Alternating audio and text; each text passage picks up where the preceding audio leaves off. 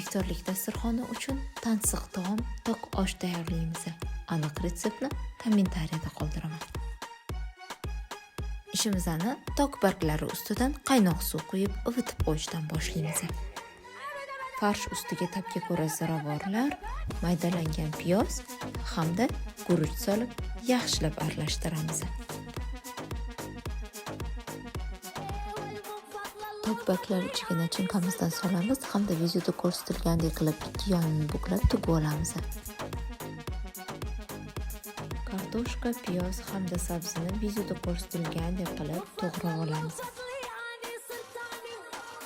Qizib turgan qozonga yog' qo'yamiz hamda birinchi bo'lib kartoshkalarni qizartirib olib qo'yamiz. So'ngra sabzilarni ham xuddi shu tariqa qizartirib, so'ngra olib qo'yamiz.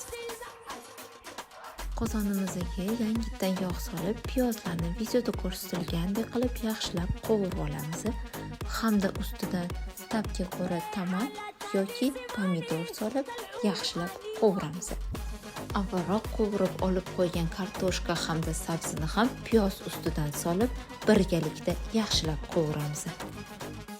Barchasini birgalikda qovurib bo'lganimizdan so'ng eng ustidan tok barglarimizni teramiz. Ustidan suv quyib 45 daqiqaga qozon qopqog'ini yopib dimlab qo'yamiz. Mazali taomimiz ham pishib chiqdi. Yoqqan bo'lsa like va kommentariy kutaman.